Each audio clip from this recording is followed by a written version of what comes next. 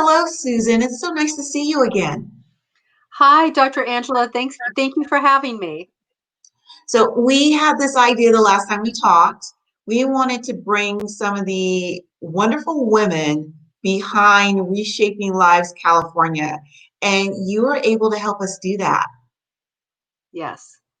So, Sorry. no, no, that's okay. So, I know we talked about this before, but I added another group. I added the educators group, and that's because students were really interested in learning about it, especially volunteering. So I thought maybe if you're okay with it, you could tell us a little bit more about Reshaping Lives California, and then let me know, and I'll pull up all these other wonderful ladies on screen, and we'll talk. Wonderful. All right. Well, Mission Plasticos, our organization, started 21 years ago. This is our 21st year. And we were founded to train medical professionals, surgeons, plastic surgeons, and anesthesiologists and surgical nurses overseas on how to perform complex reconstructive surgical procedures. Over time, we've grown, and in 2016, we talked about it for a while, but in 2016 we thought, we need to do something in our community. There's so many people who are uninsured or they have health insurance and they can't afford a copay. What about those folks? We wanted to help people in where we live and work in Southern California. So along with Dr. Isabelle Schaison, we launched Reshaping Lives California. And although there have been some challenges this year, we're still helping patients and we're excited to talk about it. So let's bring Dr. Isabelle Schaison on and she can talk about the program. Hello, Dr. Isabelle. How are you? I'm doing very well. Hello, Dr. Angela and Susan. Nice seeing you. So thank you for having me. I'm delighted to speak a little bit about Reshaping Lives California. So this program has been on since 4 years now, and we are helping patients in the community with low income, no insurance, or their insurance very often do not cover some costs associated with reconstructive surgeries. So as of now, we've been able to help many patients from breast reconstructions following breast cancers, a lot of patients with burns, skin burns, congenital deformities such as microtia. It's patients who were born with no ears, trigger fingers, and many more. So the idea is really to help patients having congenital deformities, anything dealing with follow-up of cancer abnormalities. And so we have a wonderful team of plastic surgeons, many of them, and our lead plastic surgeon, Karen Leong, is here with us today. And we also have a wonderful team of anesthesiologists, of nurses from different backgrounds, and we all work together to be able to provide the needed surgeries to those patients. And we have also Karen with us, who is one of our patients. So how does it work? Really quickly, we partner with a surgical center, and they do allow us to access their operating room most of the time for free. And we also partner with a lot of different organizations who are in the area, and they see patients with otherwise no access to their insurance. And when they see those patients who need special surgery, they do refer them to us. And then those patients are seen by one of our plastic surgeons, like Karen, who check if those patients are medically eligible, and if they are, then those patients are invited to come to join us during our surgery day, which is most of the time on Saturdays, and depends on the frequency, but we try to run at least 4 or 5 surgery days during the year.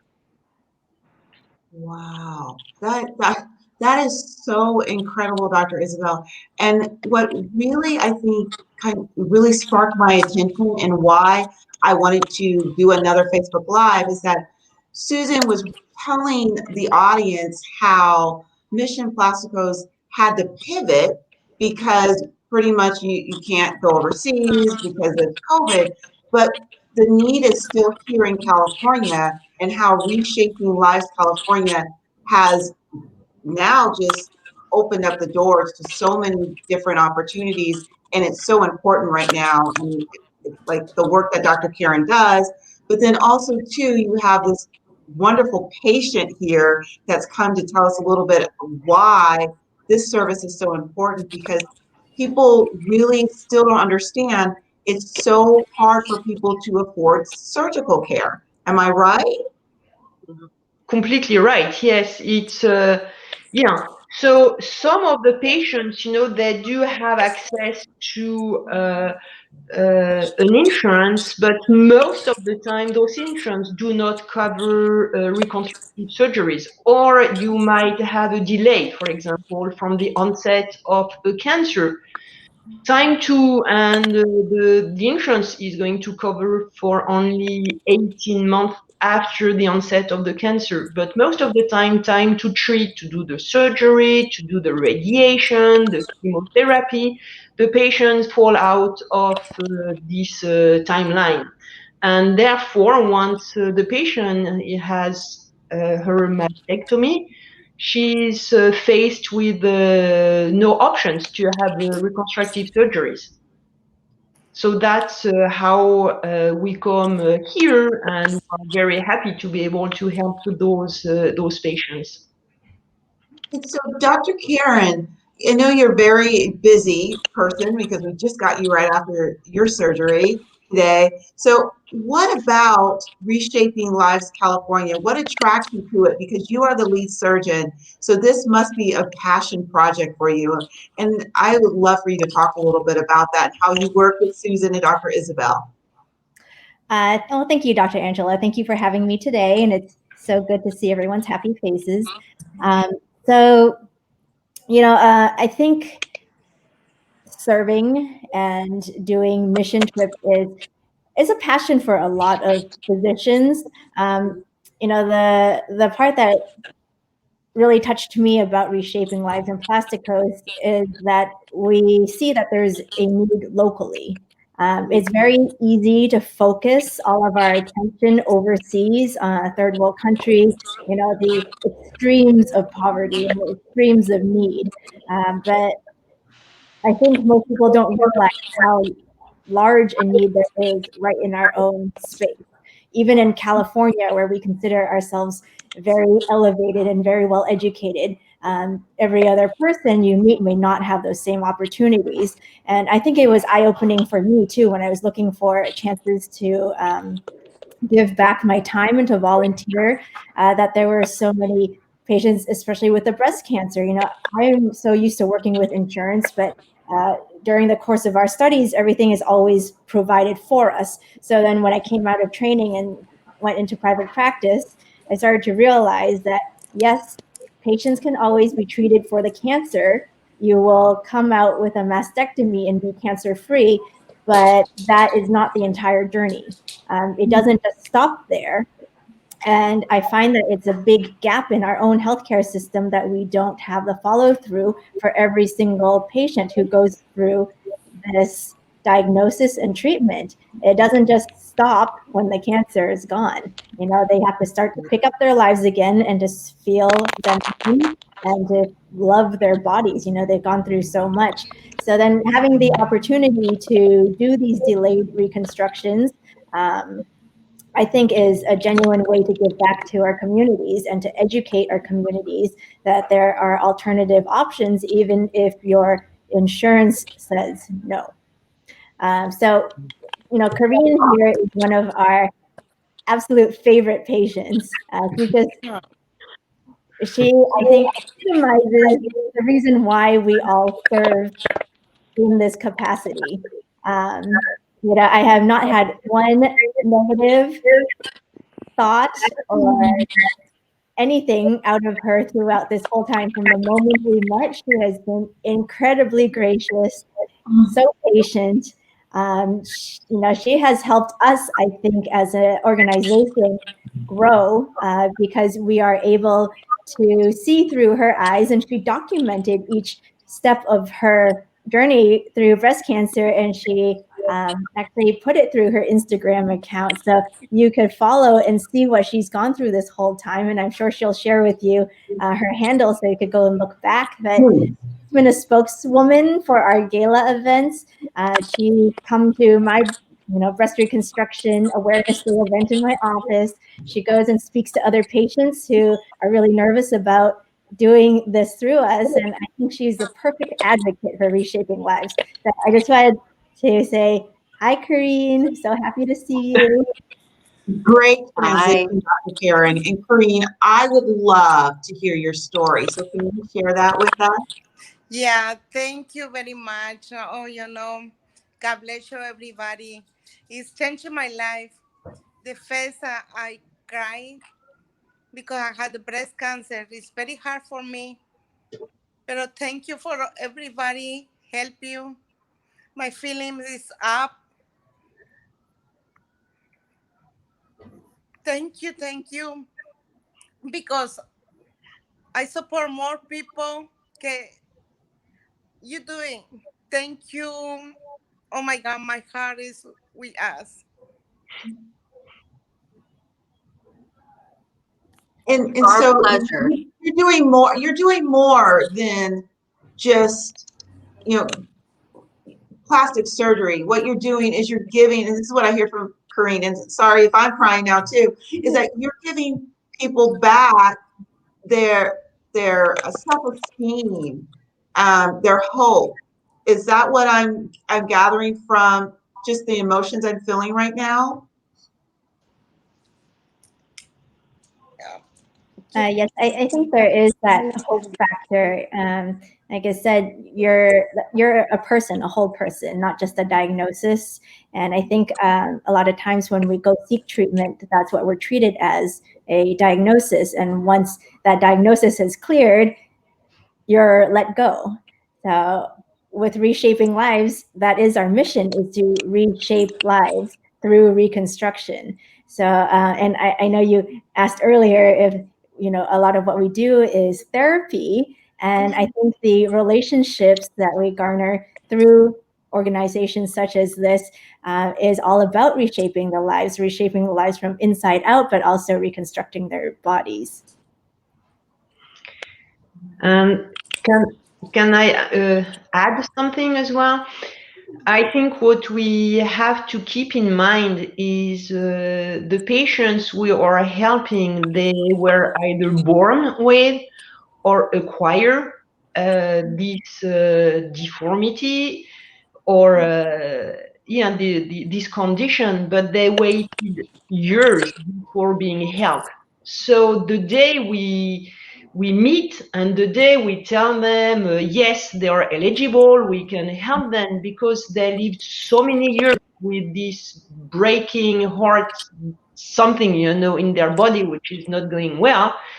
It's like it's the day that I love the most, you know, when we can finally help them, because for them we have to remember that it has been there's a long time they have been waiting to receive some help, and most of the time their try to ask in so many different organizations, or they tried so much, to get this help through their insurance or through whatever, different paths. And the day we found each other, it's a wonderful day. And this is so challenging. Continue this. How can we continue helping you do this? That's what I was going to say. It's so challenging now because with the hundreds of thousands of people who've lost, I was just looking at the stats, who've lost their health insurance in California, hundreds of thousands in Southern California, and in our own communities where we live and work. What's happening to those people? Several of those people, thousands, I'm sure, have these conditions that we treat, and they were all set for surgery with their insurance, and now not only are they facing unemployment and potential poverty for the first time, but they don't have access to surgery. Maybe they have a painful condition, an emotionally painful condition. Either way, it's debilitating, and that on top of what they're already going through, it's absolute torture.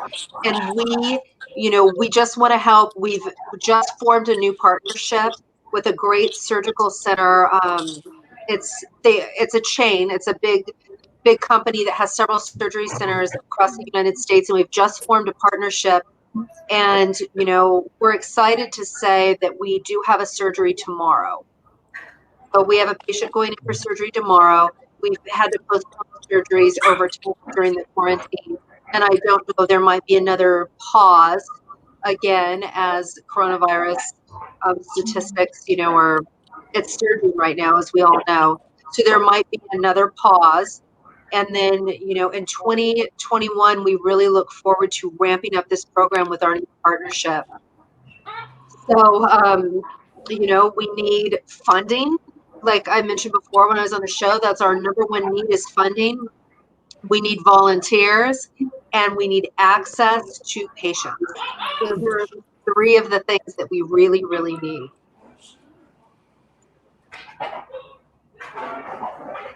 And Dr. Isabelle, is there anything else that you can add to this? Because I love how Susan was able just to tell us exactly the three major things needed right now. But is there something else that you could add to this as well? I think she summed it up very nicely, and I think funding, patients. No, I think she said it all. And any volunteers with Spanish skills are always very, very welcome. I think that's struggling important. a little bit. Yeah, language. It's any volunteer being able to speak more than English, and especially Spanish, could be Vietnamese, or always those the skills we are looking for. I love it. I love it. And then Dr. Karen, too, coming from your medical background, what else can the community do to support this so that this can continue to move forward in 2021? I think just awareness, so that patients and also, hospitals and doctors' offices are aware of what we can offer, so that if they do come across patients like these who don't have the means to do it by the accepted channels, that they can give them our name and application and say, hey, look, you do have a chance. Get in contact with Reshaping Lives, and you may be able to have your condition treated. So, Karine, what could you tell us your biggest takeaway from this experience working with these lovely ladies?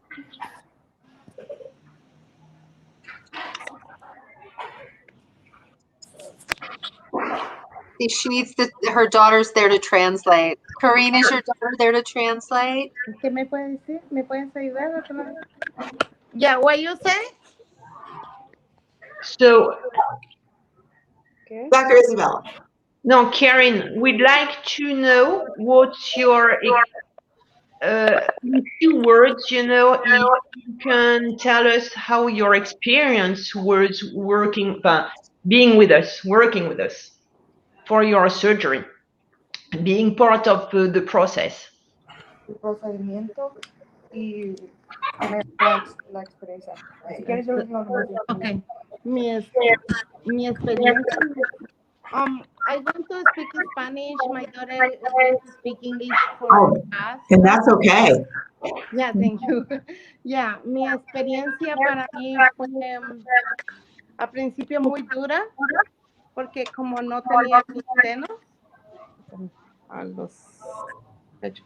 Oh, she said that her experience in the beginning was very difficult for her because she didn't have her breast, which is really big in a woman's vanity. Yeah. Y cuando me pusieron los extensores, And when you guys put in the brackets or brackets? Aquí para extender la piel. Oh, the expanders. When you guys put on the expanders. Yo agradezco mucho a la doctora Leong, a todo el equipo, a todos, doctora Susan, todos, de que me hicieron sentir en familia. She's very grateful for all of you, for all the doctors that helped her out, because you made her feel as if she was within family. Moralmente, físicamente, me ayudaron bastante. She said that you guys gave her like moral support. You guys were there for her physically, mentally, emotionally. Yeah. That's it, I think. I love it. I love it. I love it. And I actually, when I understood when you were talking about how this organization makes you feel like it's family, and I think that's so important for people going through this experience when they come to you, correct? And any one of the three of you can answer the question. Well, I think that when we started this program, it was very important to us for the patients to have the same experience as a patient with insurance or a patient who is paying cash. When the patient goes to have their lab work, when they have consultations with the surgeon, the day of surgery, they're treated with absolute respect. They maintain their dignity. Everyone's very excited to be there. It's not, we want it to be a positive, loving experience. And, because it's all positive, loving people who volunteer for the organization, people who are giving up their time without pay to spend these long days on their feet, running these surgery days, performing these surgical procedures. We want the patient to feel like a king or a queen, just have the best level of care. That's very important to us. And the relationships that we've maintained with our patients demonstrate that. We have a close relationship with almost all of our patients, unless they've moved. We've lost touch that way. They like to stay involved with us. They speak at our galas and help spread the word within their own community. And we really appreciate that. But that's incredibly important to us. The patient experience is incredibly important. I love that. And that's what I felt with her testimonial right now, is that the patient experience, yes, the surgery is so important, but the patient experience with your organization, with all of you, is really what changed her personally. So that is so wonderful to hear. Before we end our Facebook Live this evening, I would love to hear from any of you the one thing that we can do to support Mission Plasticos into 2021. I know we threw out when we were talking before, Susan, that you're gonna have some galas of fundraisers coming up, but what can we do to ensure that you have more success with patients like this beautiful lady we're talking to this evening? Well, funding, and everybody can say something, but funding's number one. That's how we keep the organization going. And we're a lean machine, very few paid staff. We rely heavily on highly skilled, very, very dedicated, passionate volunteers who devote large amounts of their life to the organization and transforming the lives of these patients. But we need funding. And, you know, I hope to compel you to go to missionplasticos.org and consider, you know, how this holiday season, invest your philanthropic dollars with us, because you can see with the patient that we have right here, there is a direct impact. Your gift, there's a direct impact. We're helping people in our community, and it's not going to some big bureaucracy. So that's a great need, and we always need volunteers. We need medical volunteers, we need translators, we need people who want to be on the committee for our fundraising event, which will be in September 2021. We need volunteers at all levels. So if anyone is interested in that, they can also go to missionplasticos.org. You know, just all of the support, and spread the word. Go to our social media, share it out. Go to our Facebook page, share it out on your Facebook page. You know, spread the word with your friends. Help us have some name recognition. We changed our name last year from Plasticos Foundation to Mission Plasticos. So we really want that name recognition without having to spend a lot of money on advertising. So. Okay, and that's where the hashtag comes in. So we'll make sure in the comments that we put those hashtags in there too, to get the name recognition out. But this is so wonderful, ladies. As we move into 2021, and I would love for all of you to come back and tell us how you are moving forward. And you know, I am in my mind, and sure a lot of people are thinking the same things, praying that we'll be in a whole different position. But with what you're doing right now, we can see the direct impact on our community, and we definitely want to keep that moving forward. Yes. So before I cut out, any other last words, something I maybe didn't ask that we should talk about? I'm not listening. Do you have any questions? No, I want to say everybody, thank you, the people support, because it's changed the life. Everything, the first one era black, now is the color como mi tree. It's beautiful. Thank you. I put my mask. Thank you very much. Oh my Her God. Mission Plasticos mask. That's pretty fancy too. Are those rhinestones? Yeah. Thank you for help you. Thank you. So sweet. I part for your family. You tell me, Dr. Leong, thank you very much. Everybody, my heart is yours. Can we get a picture of that mask and make sure that we get that out there, especially if she's selling those? No, it's a different patient. Our patient, we have a burn patient that has stayed in close touch with us, and she created the Mission Plasticos masks. She's wonderful.